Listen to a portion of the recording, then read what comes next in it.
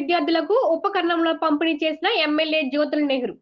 కాకినాడ జిల్లా జగ్గంపేట స్థానిక మండల అభివృద్ధి కార్యాలయంలో సమగ్ర శిక్ష కాకినాడ జిల్లా వారి ఆధ్వర్యంలో జగ్గంపేట, గండేపల్లి, కిర్లంపూడి మండలాలకు సంబంధించిన 31 మందికి ప్రత్యేక అవసరాలు కలిగిన దివ్యాంగ విద్యార్థులకు అలింకో సంస్థ వారి వీల్ చైర్లు, సిపి చైర్లు, రోలేటర్లు, బ్యాటరీ సైకిళ్లు, ట్రై సైకిళ్లు, చెవి మిషన్లు ఎమ్మెల్యే జ్యోతుల నెహ్రూ చేతుల మీదుగా అందజేశారు. ఈ సందర్భంగా ఎమ్మెల్యే నెహ్రూ మాట్లాడుతూ తెలుగుదేశం పార్టీ ఆవిర్భావ దినోత్సవం రోజున ఇంత మంచి కార్యక్రమంలో పాల్గొనడం చాలా సంతోషంగా ఉందన్నారు. ఈ కార్యక్రమంలో పీడీ, ఎంపీపీడీఓ, 3 మండలాల ఎంఈఓలు, యూటీఎఫ్ నాయకులు, 3 మండలాల ఆర్పీలు, సిబ్బంది, దివ్యాంగుల తల్లిదండ్రులు పాల్గొన్నారు.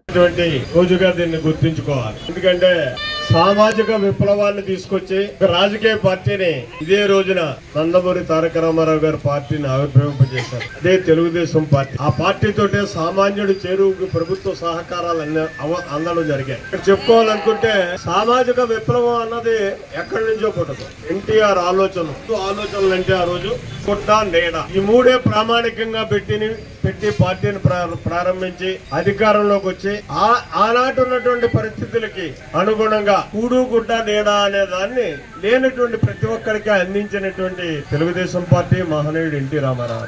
ఆ సందర్భంగా మరి నా చేతుల మీదుగా ఇక్కడ జీవితంలో తల్లిదండ్రులు బాధ చూడాలనుకుంటే వీళ్ళ యొక్క ఈ డిజరబుల్ పర్సన్స్ ఎవరైతే ఉన్నారో వాళ్ళకి ప్రపంచం అంటే ఏంటో తెలియదు, కానీ బాధను అనుభవించేది మాత్రం ప్రతి తల్లి, తండ్రి. అటువంటి వాళ్ళకి ఎంతో కొంత ఎలుసుబాటు కల్పించాలి అని చెప్పి ఇవాళ రాష్ట్ర ప్రభుత్వం, కూటమి ప్రభుత్వం ఈ పరికరాలు ఇవ్వడం, వినిపించినటువంటి వాళ్ళకి ఇయర్ మెషన్స్, అలాగే అసలు నడవలేరు, ఎత్తుకుని మోసుకెళ్తేనే గానీ, 2 మనుషులు ఉంటేనే గానీ వాళ్ళని ఒక దిక్కు నుంచి ఒక దిక్కుని తీసుకెళ్ళడానికి వీలు లేనటువంటి పరిస్థితుల్లో నానా ఇబ్బందులు పడుతున్నటువంటి వారికి వీల్ చైర్, కనీసం ఆ చైర్ లో కూర్చోబెట్టి ఎదురుగుండా చూస్తున్నాం.